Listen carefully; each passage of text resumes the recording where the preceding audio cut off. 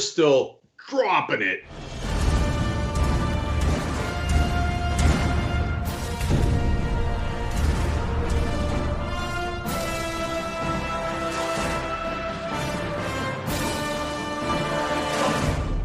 You know how the kids say, like, oh, when is that album going to drop? Are there albums left anymore? Do kids say that? I don't think kids say that anymore. Okay. Well, when is the power panel drop? Every Friday. So one of these days soon, we'll even actually make it a power panel again and bring on more folks, I think. And look, everybody knows, and you know, that we're leading every trend in America. I see Anderson Cooper now talking about his haircut that he got at home. We were doing that weeks ago. Sorry. Have you seen Buttigieg's haircut? His home, you can tell he got his haircut at home. Yeah. His partner's doing him dirty. Like, help a brother out. What are you doing? There's a lot of things that I have no comment on there. Okay, but anyway. Yes, I was not a big fan of his haircut, but look, not everybody can have a European soccer star haircut. It's okay, and it's the smallest problem Pete Buttigieg has. All right, can't wait for him to be a cabinet official. It's going to be great. All right, guys, big show. Just a quick haircut story. I can't help myself. One time, Christian cut his hair at home by himself, and then we went to visit my parents, and the first thing my dad said when he saw him was, have boy hair. And Christian was like, oh, thank you. He thought it was a compliment. And then later on he thought about it and he's like, I think your dad said I look like a little boy. And I was like, yep, yeah, he wasn't complimenting you. So. Okay. Well, for better or for worse, no one has compared me to a little boy in a long, long time. Okay. All right, guys. Big show. The Big Show. So we got a lot of stories for you guys, including Biden's cabinet. Who's going to be on Biden's cabinet? And so much more. We're also going to do a wonderful giant post game for you here on a Friday. TYT.com/join to become a member. If you're on YouTube, just click the join button down below. But I also want to check in on the thermometer as we do. We've got a matching grant. So right now, if you're giving $28, sorry, it's $56. Yes, I did that math just like that. Yes, I'm homeschooling the kids. TYT.com/go. Let's see where we are. We're trying to get to 200,000 for the month. Almost 125,192. So the matching grant goes to 143,000. And then, boom, 50,000 comes in on top from Joe from LA. Some of you, I think, are beginning to figure out who Joe from LA might be. Maybe we'll have a guessing contest about that later. But anyway, can I see 130 by the end of the show? Probably not. Almost no chance of that. But can I see 143 by Monday's show? I feel like that's on the board. And then on Monday, we go, pam, here's a 50 on top. All right, that's how we're keeping Young Turks on the air. You guys are the best of the best. Let's do the stories. All right. There have been protests breaking out in some of the red states in this country, including Michigan, a story that we covered in detail yesterday. Well, unfortunately, Donald Trump is adding fuel to the fire by encouraging some of the activity that's taking place. And while some of these protesters might have legitimate financial concerns, some of them are risking their lives and the lives of others by going out there and refusing to practice social distancing. So on Twitter, Trump, the same way a child would do, used all caps to tweet the following: liberate Michigan, liberate Minnesota, and then liberate Virginia and save your great Second Amendment. It is under siege. Now, let me just be clear about what's currently happening with guns in America during this pandemic. There was an analysis done by the New York Times to see if there was any type of uptick in firearm purchases in response to the pandemic. And Americans bought about 2 million guns in March. And that's according to this New York Times analysis of federal data. It was the second busiest month ever for gun sales, trailing only January 2013, just after Barack Obama Barack Obama's reelection and the mass shooting at Sandy Hook Elementary School. So to say that gun rights are under attack is absolutely ridiculous. Many of these states have kept gun shops open, saying that there are essential businesses. But also keep in mind that when it comes to these protests, at least in the case of Michigan, it was funded by a DeVos-backed group. So the Trump administration is very much involved in actually stoking tensions in some of these states. So yesterday we covered his three-tiered strategy for reopening the country. And we said, hey, you know what? That's actually not that bad a plan. It should be in tiers. It seems more cautious than we've seen Trump in other regards. It seems like he's taking the health of Americans into account and listening to the scientists. So we do what we do, which is we call it like it is. And even though we have 1,000 problems with Trump, we thought that was a pretty good plan.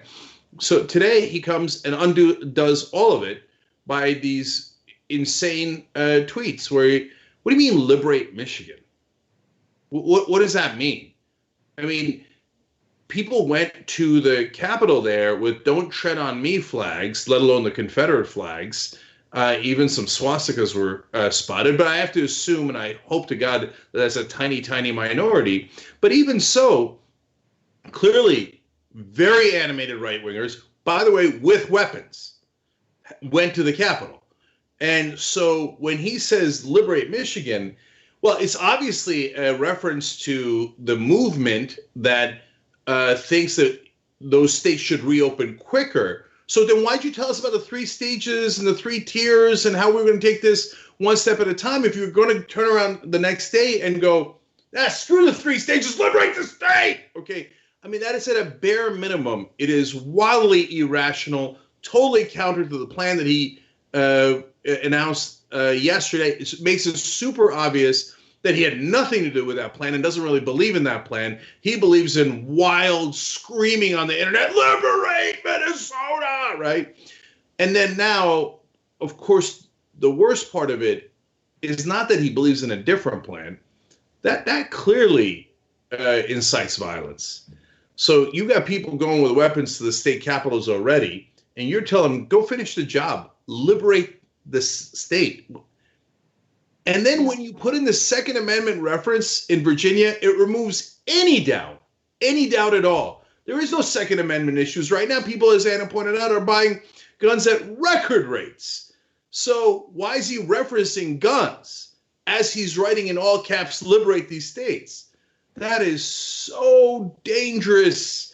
If anyone gets hurt in any of those state capitals, I know that the Democrats have no stomach for any fight, let alone this fight.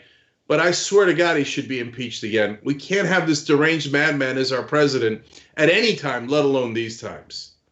So I want to hear from Governor Gretchen Whitmer because she has been the target of these protests because she has implemented these stay-at-home orders that the protesters are not fans of. So she talks about what she has experienced and seen in these protests. Let's take a quick look at that and then we'll discuss. It really was a political protest. It wasn't necessarily about the policy.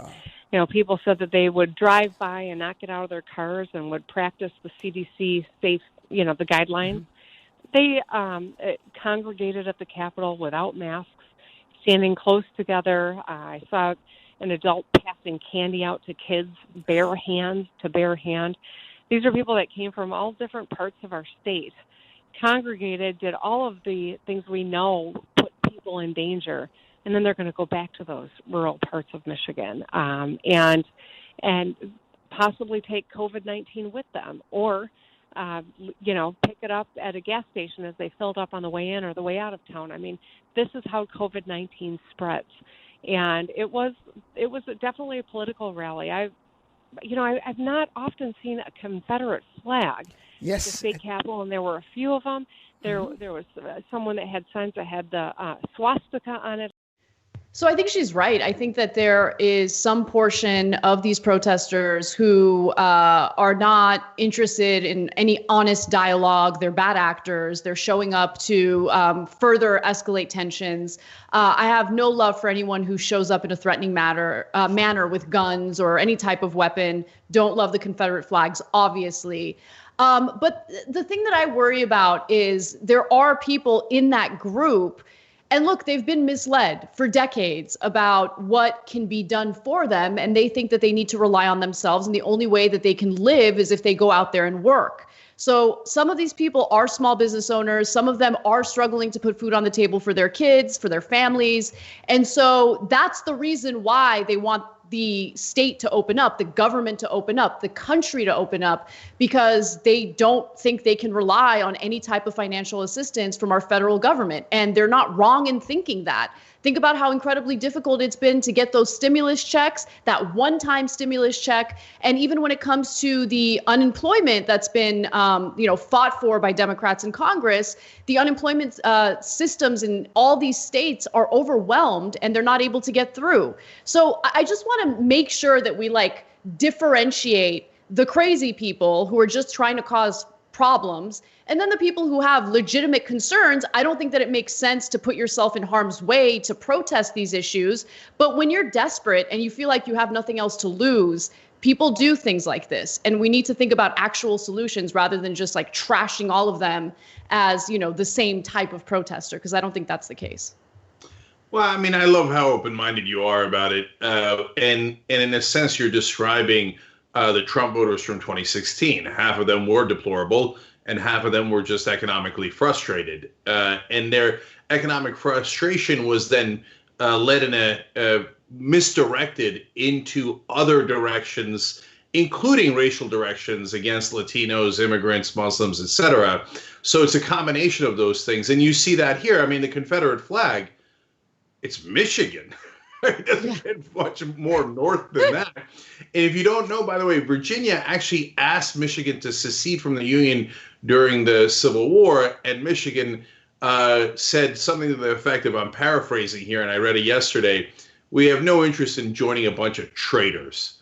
And they use the word traitors. And so, and you'll bring a Confederate flag to a protest in Michigan only if you want to make a racial point.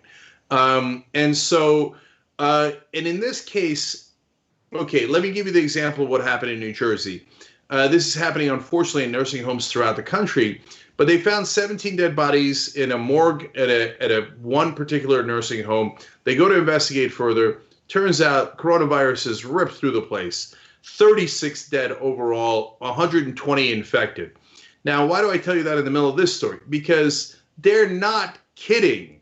It is incredibly contagious.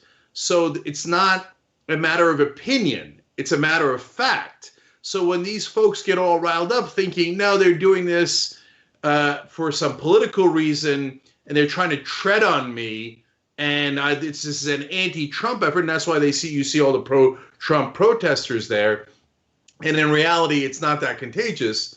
Well, they're 100% wrong. And in fact, a new poll out, ABC News Ipsos poll, shows that the Republicans are, on average, more misinformed than Democrats on almost every issue regarding coronavirus. And then that translates into action. So, for example, they're 31% less likely to wear masks than Democrats are because they've been told it's no big deal. And that ain't true. It is a big deal. You will get sick. And I don't want you guys to get sick, and I don't want you to just spread it to others either. Definitely. I mean, look, it really does, unfortunately, depend on where people are getting their news. And so there have been studies looking into the media to see how much of an impact the cable news channels, for instance, have on someone's perception on the severity of this virus. If you are a full-time Fox News viewer, you are much less likely to take coronavirus seriously. And so, yeah, and look, we've been through this in different contexts before. I mean, coal workers, for instance, know about black lung. They know that it'll kill them. They know about how dangerous that is. Yet coal workers rallied behind Donald Trump because he said that he was going to protect those jobs. People are willing to put themselves on the line. They're willing to risk their lives just to be able to provide for their families. This situation is dire. Most Americans were already in a precarious economic situation before this pandemic hit, and this has only compounded the problem tenfold, more than that. Yeah. So go ahead. Yeah, last thing on this for me is, look, guys, Donald Trump's followers are not the most rational people in the country, statistically.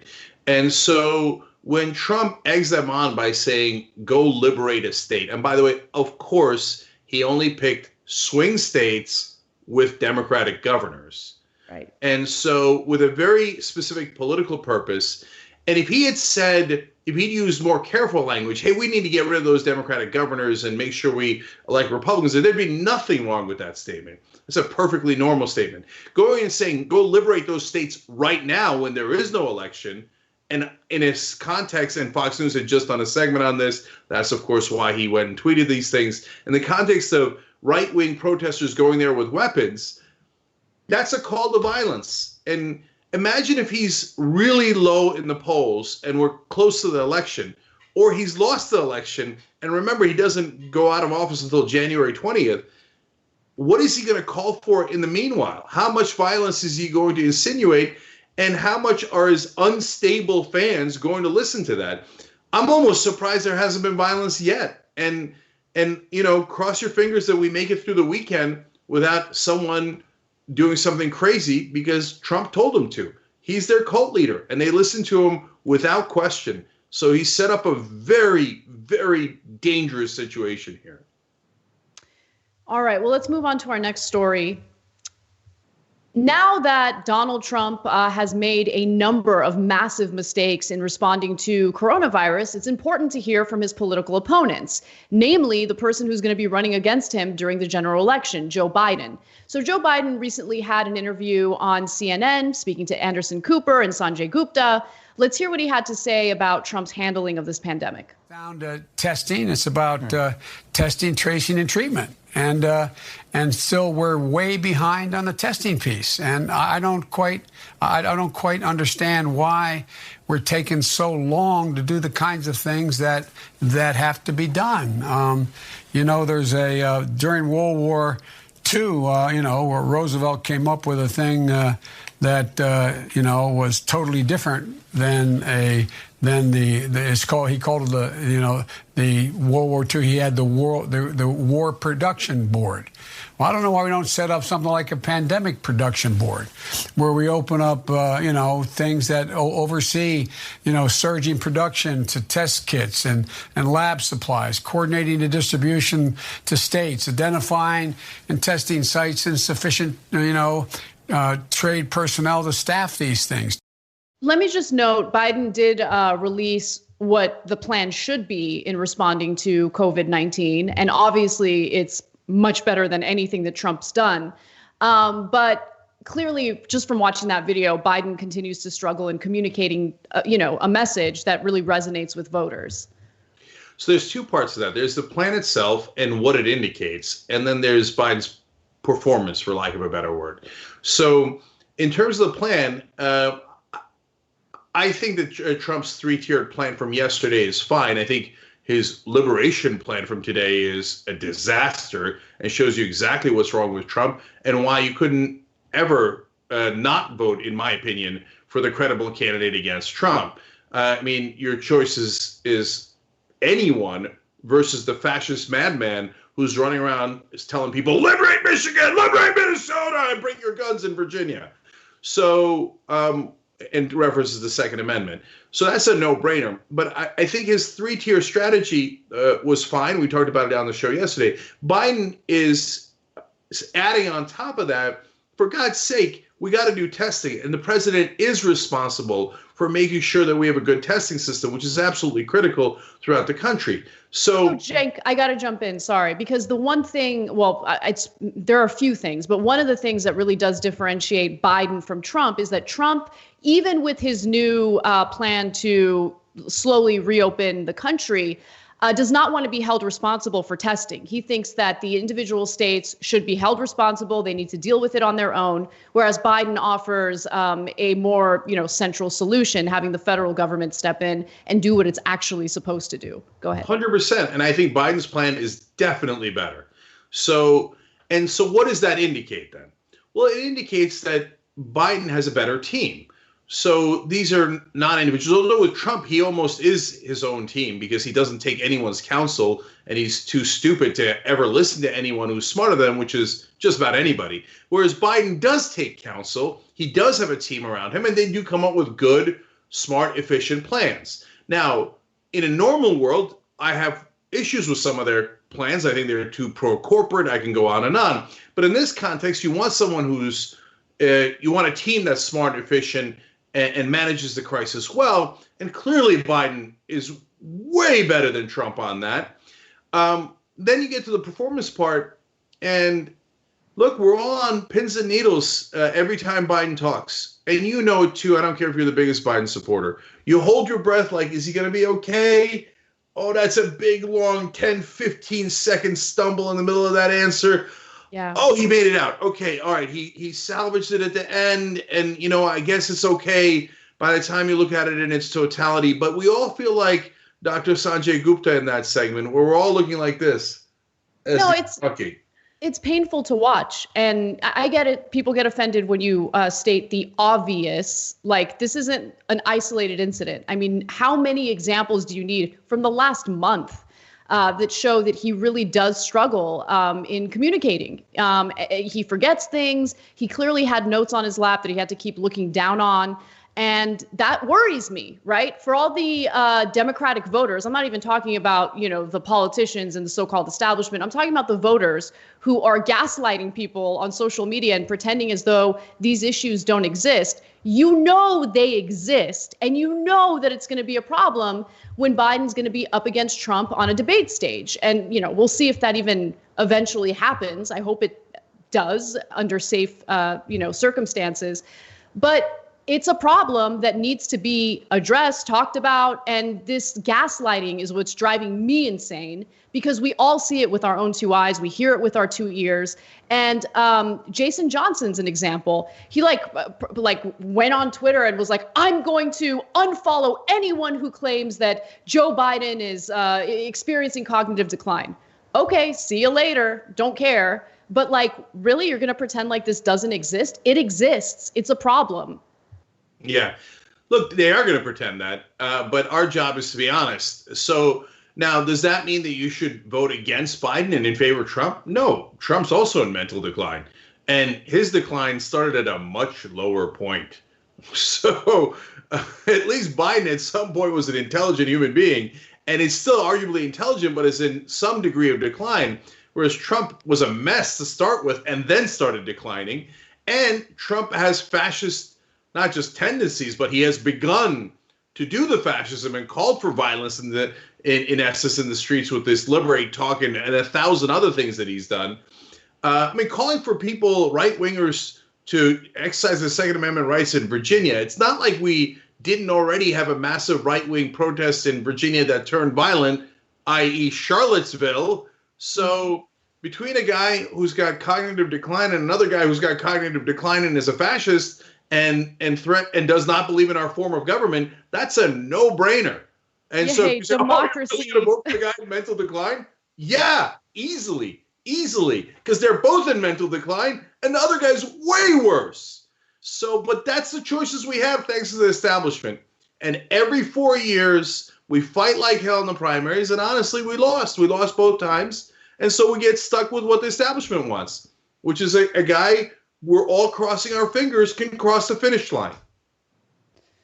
Let's take a break. When we come back, we'll talk a little bit more about what's happening with COVID-19, including, actually, you know what? We're going to keep talking about the upcoming election. Biden is starting to hint about his cabinet, who will be in that cabinet. We'll give you those details and more when we come back. We need to talk about a relatively new show called the Republic, or UNFTR. As a Young Turks fan, you already know that the government, the media, and corporations are constantly peddling lies that serve the interests of the rich and powerful. But now there's a podcast dedicated to unraveling those lies, debunking the conventional wisdom. In each episode of On the Republic, or UNFTR, the host delves into a different historical episode or topic that's generally misunderstood or purposely obfuscated by the so-called powers that be, featuring in-depth research, razor-sharp commentary, and just the right amount of vulgarity. The UNFTR podcast takes a sledgehammer to what you thought you knew about some of the nation's most sacred historical cows. But don't just take my word for it. The New York Times described UNFTR as consistently compelling and educational, aiming to challenge conventional wisdom and upend the historical narratives that were taught in school. For as the great philosopher Yoda once put it, "You must unlearn what you have learned." And that's true whether you're in Jedi training or you're uprooting and exposing all the propaganda and disinformation you've been fed over the course of your lifetime. So search for UNFTR in your podcast app today and get ready to get informed, angered, and entertained all at the same time.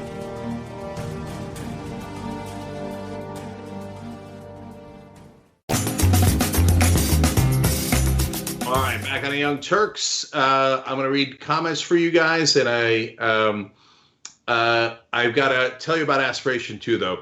So I've been telling you a little bit throughout the week about how we're planting 10 trees for everybody who signs up at aspiration.com/TYT. But I love all these tree facts that I learned. My favorite one is that a mature tree, as opposed to a childish tree, produces enough oxygen for 4 human beings. So you could actually give oxygen to 40 people if you sign up through aspiration.com/TYT. And they're environmentally conscious. They don't put your money in fossil fuel companies, and they have great deals too. So check that out. All right, now Oxford Golfer, who's a member of ours, says, "I will continue support for TYT because I want the truth. And I think that you can handle the truth." All right, I love that. Thank you so much. Let's check in on the thermometer. Did we get past 125 in the last segment? TYT.com/go. All of a sudden, 126,258. Is there hope that we can get to 130 by the end of the show? Is that blue I see? I don't know. We'll see. Dragonfly writes in, "What's happening with the climate reporter?" Well, I'm really glad you asked because we hired Tiwa Chang. I will be interviewing him, and you will get to see that interview on Monday. Remember, now we're doing the interviews before the main show, so tune in before 6 o'clock Eastern, tune in at 5:30 Eastern. He just broke a story about how oil companies are asking for subsidies from the government while firing their workers. So go to TYT.com to check that out. You click on stories or go to TYT.com/investigates. He's doing great work. Please read it, and we'll give you the interview on Monday. Shikata Ganai says Trump is divorced from reality. That's a good joke. I like that. All right. I'm going to borrow that from now on. Nipple Pierce Jenkins Skinny Jeans says, liberate Trump from the presidency. On YouTube Super Chat, Wingway says, take my stimulus money, keep up the fight. Thank you, Wingway. We really appreciate it. Thank you for using YouTube Super Chat. And last ones are on Twitter. Eclectic Miscellanea makes a great point. We don't need a Second Amendment remedy. We need a 25th Amendment remedy. That's 100% right. And finally, AOC for Prez says, just imagine in Michigan, there were a bunch of black/brown people with guns at the state capitol. Where are the cops? My God, if Joe Biden said, hey, you know what? I want a bunch of African Americans a bunch of black guys to go down and liberate the capital of Texas. And if they're showing up with guns, and he's like, great, liberate Texas. People's heads would explode. To be fair, people's heads are exploding over what Trump said. But anyway, all right. Anna, more. All right. Joe Biden has begun dropping hints about what his cabinet might look like. Now, he hasn't given any hints in regard to specific individuals, but he has said that he's thinking about the transition team along with individuals who will be part of his cabinet. And he made these statements during a digital fundraiser that was hosted by Jed Katz. He's the managing director of a venture capitalist group known as Javelin Partners. And so during this digital fundraiser, Biden was quoted as saying, one advantage of being around a long time is you get to know an awful lot of people in the private sector, in the public sector. People who are committed, first and foremost, are thoroughly honorable. And then he makes it clear that he does plan to work with Republicans. I have had literally several hundred serious players who have held positions in every department in the federal government who have said, including some Republicans, who have said, if you win, I want to come back. I'm ready to serve. By the way, this isn't the first time that Biden made clear that he is interested in working with Republicans. In a piece published last December, NBC News reported that Biden, who often touts his history of working with Republicans, was asked by a woman at a town hall in Exeter, New Hampshire, if he thought that the best way to unite the country would be to pick a Republican vice president. Here's his answer. The answer is I would, but I can't think of one now. There is some really decent Republicans that are out there still, but here's the problem right now. Of the well-known ones, they've got to step up. And as we know, none of them have really stepped up, with the exception of maybe Mitt Romney, who did vote to impeach Donald Trump on one of the impeachment charges. But the vast majority of Republican members of Congress, Republican politicians, they have defended Trump. They've helped to cover up for Trump. And to think of them in a Democratic administration is just painful, to say the least. So you're right, Anna. The only one who, quote unquote, stepped up was Mitt Romney on one of the counts of impeachment. So Biden, after running a whole campaign to defeat Mitt Romney, apparently would consider Mitt Romney for VP.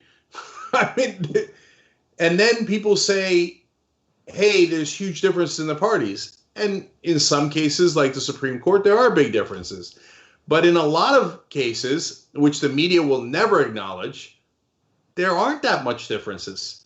So it depends on the issue, but on a huge number of issues, and mainly economic issues, there's barely any difference at all. And Joe Biden proves that every day. So, can I just say one more thing about that, though? That, like, the reason why these Republican politicians haven't spoken up, and I also want to just give like a little, I want to pour one for the homie Justin Amash, because I don't know, it seems like he's destroying his political career to have a spine. And he called out Trump, but he has now switched from Republican to independent.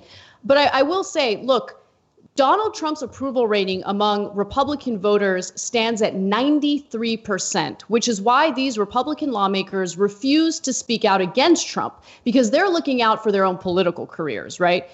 I don't want any of that spinelessness in the federal government, in, even like local government. These people are not interested in representing the best interests of Americans, of their constituents. All they do is parrot the talking points that benefit their political careers. And I think Americans have had enough of these like selfish, greedy, self-interested politicians.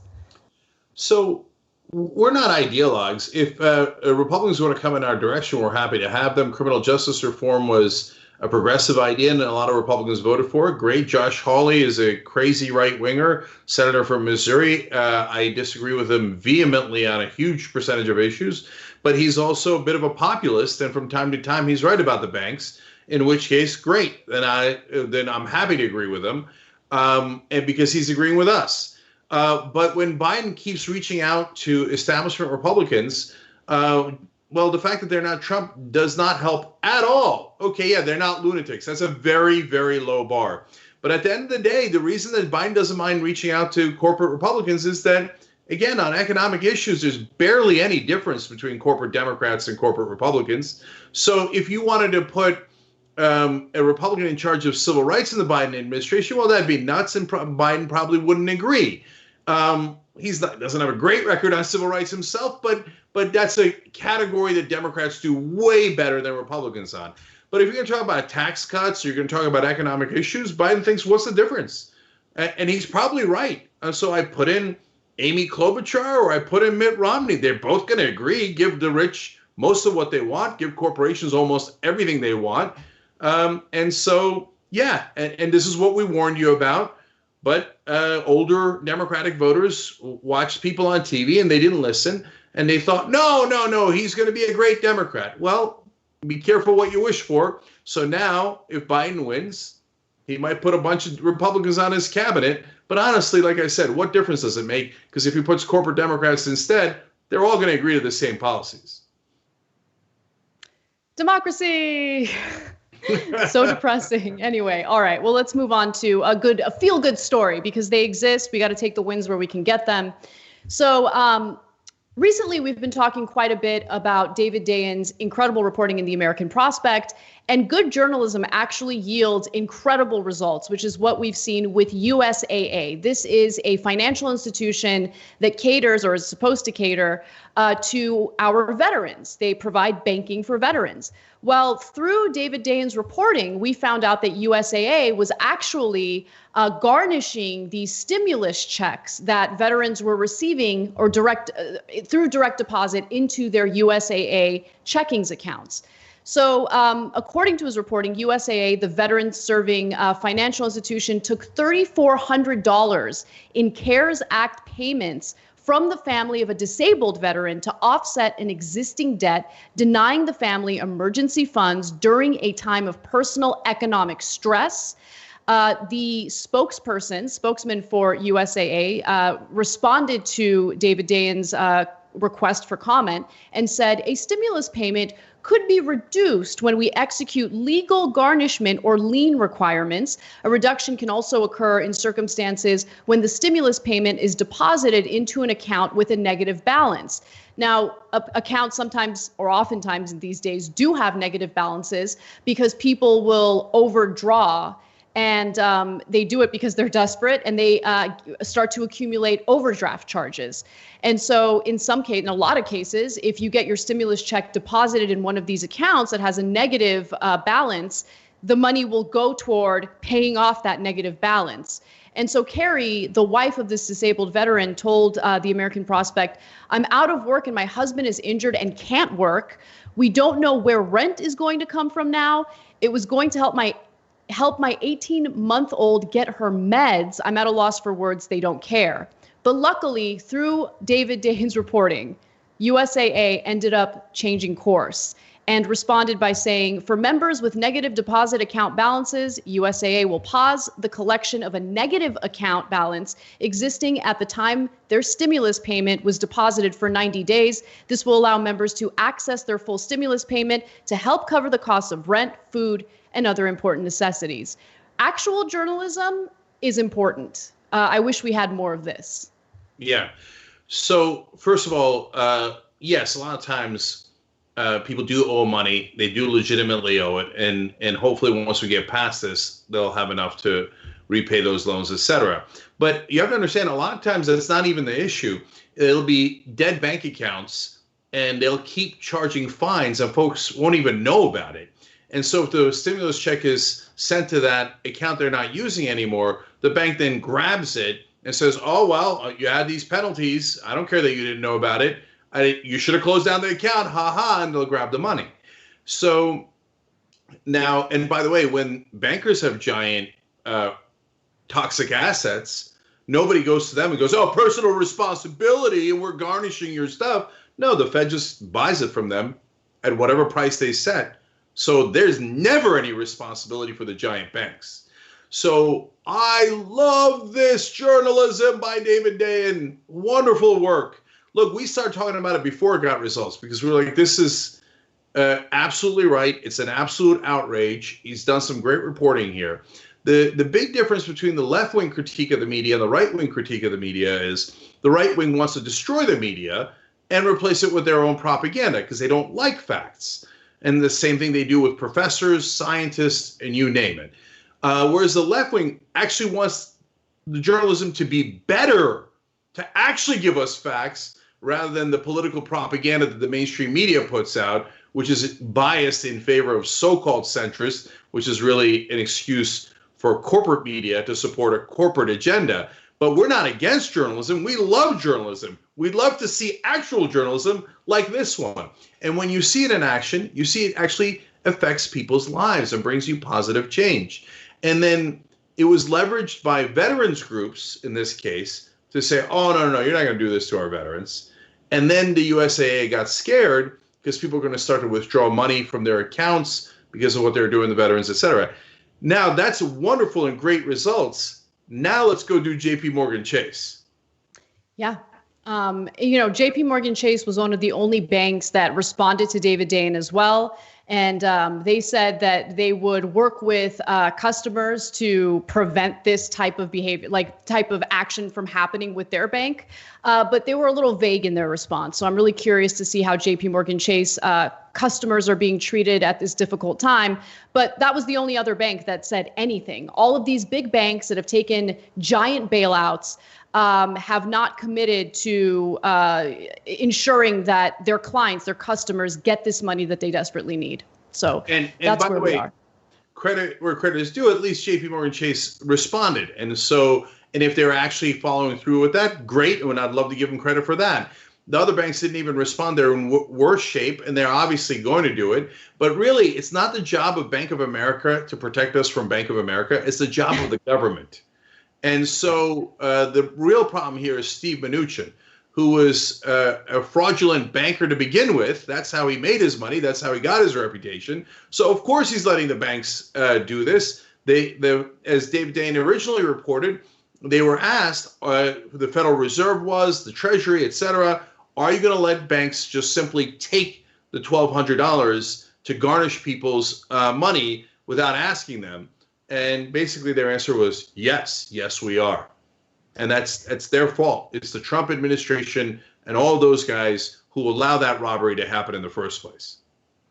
When we come back from the break, a doctor was put in handcuffs as he was loading medical supplies onto a truck. We'll tell you why when we come back. At TYT, we frequently talk about all the ways that big tech companies are taking control of our online lives, constantly monitoring us and storing and selling our data. But that doesn't mean we have to let them. It's possible to stay anonymous online and hide your data from the prying eyes of big tech. And one of the best ways is with ExpressVPN. ExpressVPN hides your IP address, making your activity more difficult to trace and sell to advertisers. ExpressVPN also encrypts 100% of your network data to protect you from eavesdroppers and cyber criminals. And it's also easy to install. A single mouse click protects all your devices. But listen, guys, this is important. ExpressVPN is rated #1 by CNET and Wired magazine. So take back control of your life online and secure your data with a top VPN solution available, ExpressVPN. And if you go to expressvpn.com/TYT, you can get 3 extra months for free with this exclusive link just for TYT fans. That's expressvpn.com/TYT. Check it out today. All right, back on the Young Turks. Cenk Uygur Addicts, very with you guys. Members' comments. Suzanne writes in, I'm fortunate enough to not really need the stimulus, so I'm donating a portion to TYT, $300. Thanks for all you do. That's amazing, Suzanne. A, you're awesome. B, wrong, not $300, $600, because we're doing matching grants. So Joe from LA is doubling what anybody else puts in, up to $50,000. So thank you, Suzanne. Thank you, Joe. You guys are awesome. Let's check it out. TYT.com/go. We're trying to get to 130 by the end of the day. Is it possible? Anything is possible. Oh my God, all of a sudden $127,196. Here we go. TYT.com/go. Keep hope and TYT alive. Wyman's writes in, what happens if Biden picks a Republican as his running mate? Then he steps down because of, quote, health reasons after his first year. Then we have a Republican as president. Period. Easy. Obvious. Being a Republican. Wait, it gets worse. Nipple-pierced Jenkins Skinny Jeans writes in, if Biden picked a Republican vice president, the Republicans would impeach Biden so the vice president could take over. Duh. Oh, God, that's such a devastating point. It's a great point, but the Republicans would literally do it on day one. And they'd be like, why are you impeaching him? They'd be like, because the vice president's Republican. Who cares? Let's just impeach him right away. Okay. I don't know, Benghazi, emails, who cares? Tina makes a great point. Corporate Dems are woke Republicans, period. I never thought of it that way. Like I never framed it that way. And Tina, that's exactly right. I love our members. TYT.com/join to become a member. And then last two, one is from YouTube Super Chat. Psychotic23 writes in, this stimulus bill was a way to keep the economy going without the help of the people. The money received was nothing but a hush payment. Bingo. Exactly. Like, man, your guys' framing on this stuff is so good. It's almost as if you should be part of a show. Oh, you are. Okay, last one's from Twitter. Riley Byrne, Kamala Harris is why we have Steve Mnuchin. That is totally true. If you know the history of that, Kamala Harris let him off the hook when she was Attorney General in California. And by the way, the establishment wanted one of two people, and we told you this literally over a year and a half ago. They wanted either Kamala Harris to be president, and if Joe Biden's probably most likely to pick her for VP, and hence she might become president. The second person they wanted was Andrew Cuomo. And so they're either going to replace Biden with Cuomo, or they're going to pick Harris as his VP, and then either way, the establishment's going to get exactly what they want. Now, it hasn't happened yet. But as usual, we tell you things ahead of time. So let's see how it turns out. All right, Casper, go. All right. A doctor in Miami was handcuffed right in front of his own home as he was loading medical supplies onto the back of a van. Now, I found out about this story through the reporting over at Democracy Now! Let's take a look at the details of the story. The police department is under fire after a video surfaced of an officer handcuffing and detaining an African-American doctor outside his home on Friday. The man, Armin Anderson, was wearing a mask and preparing for a volunteer shift, helping protect homeless people from the spread of COVID-19 when a patrol car pulled up to his home. Surveillance video from Dr. Henderson's house shows him loading a van with supplies before the encounter. Dr. Henderson says the police officer handcuffed him after accusing him of littering and then asking for identification, which Henderson did not have on him. The officer was not wearing a mask. Dr. Henderson was. He had to yell to his wife inside their home to present identification before the officer finally released him. Yeah, I mean, just to add insult to injury, the cop isn't even wearing anything on his face to prevent the spread of the virus if he's infected himself. So the police department is saying it was a legitimate thing to pursue, but they're looking into whether the police officer acted appropriately once he got there. So apparently neighbors had complained about trash, and then he saw things that were in the yard that looked like trash. Okay, I actually think that's a fair beginning to the story. In some of those articles, if you don't watch the video, they say that Dr. Henderson was wearing a mask. And so that might get you to think like, maybe that's, that drew the suspicion of the police officer. First of all, everybody's wearing masks. But most importantly, as you saw in the video, he's wearing a medical type mask. So that's the most benign thing you could possibly imagine in the middle of coronavirus. Yeah. And so go ahead.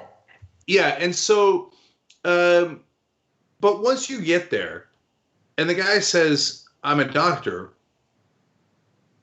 I mean, it's not a catch-all thing. It's not a get-out-of-jail-free card. Some people could lie and not be a doctor. But he's in front of his house. It doesn't look like the homeowners, if you believe he's not the homeowner, is bothered by it. I mean, he's laid out all of these things in the yard.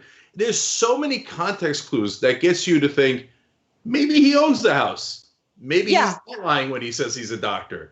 Well, I think it's also important to hear from him because he was interviewed, and I want you to pay close attention to what the cop apparently accused him of, because that's important. He pulled up next to me, questioning me if I lived there, if I worked here. I told him that I lived there. I told him what I was doing. I told him that, where I was putting the boxes was where the city of Miami comes to pick up our trash every week. For example, they're here this week, and people on my block are putting trash in the same place that I put the boxes, on Friday. And he just, at some point, he just didn't believe what I was saying, or he thought that I was being disrespectful and decided to get out of the car and escalate the situation. Once he got out of the car, go ahead. Keep going. Once he got out of the car, he asked me for ID, which I said I didn't have. And, I was trying my best to keep cool during the situation and, remain steadfast on what I was doing, which was to be, at downtown Miami delivering food and tents to homeless individuals that live downtown. And so I pretty much went ahead and continued to do what I was going to do because I didn't know where this encounter was going. And then he just decided to put cuffs on me, basically. Once he put cuffs on me, I called for my wife. She came out and pretty much de-escalated the situation. But even before she came, he was like inches from my face, basically yelling that I should call him Sergeant, I should call him Sir. And with no mask on, he had no gloves on. I could feel his saliva on my lips. It was just a crazy encounter. He was accused of disrespecting the police officer. How many times have I said it on the show, Anna? Biggest crime in America is disrespecting a police officer. It's not in any legal book. It's not an actual crime, but that's the number one reason that the cops will harass you, arrest you, handcuff you, you name it. Why is the cop said you're not respecting me, and that's why he put the cuffs on him. That's not a crime. Well, you don't put handcuffs on someone because they didn't call you sir or sergeant. And the reality is he thinks, who is this black guy to not call me sir? You think that if he was in Beverly Hills and a white guy told him, hey, I'm a doctor, he'd go and handcuff him and say, how dare you not call me sir? No one in America believes that. You all know he wouldn't do that to somebody in Beverly Hills. And so, look, this is what black folks have to deal with every day in America. So that guy's a doctor. He still has to deal with it. He still gets handcuffed. Story that Jamal Bowman wrote really shook me. He's running for Congress in New York. You should check him out. He's a wonderful progressive and a just Democrat. He set up a middle school. He's the principal of. He's done amazing work. He's a respected educator in New York. And he said, yeah, during stop and frisk, I'd get pulled over, arrested for no reason, handcuffed, sent to jail, sent to sit on the floor with urine all over the floor. He's the principal of a school, but he's black. And so if you haven't lived through these indignities, please at least have the decency to empathize. In the post-game show today, we're going to dunk on Dr. Phil, who isn't a real doctor, and he makes it clear in the video that we're going to show you. And we have so much more. Become a member. Go to tyt.com/join, and we'll see you soon. Have a good one. Thanks for listening to the full episode of the Young Turks. Support our work, listen ad-free, access members-only bonus content, and more by subscribing to Apple Podcasts at apple.co/TYT. I'm your host, Cenk Uygur, and I'll see you soon.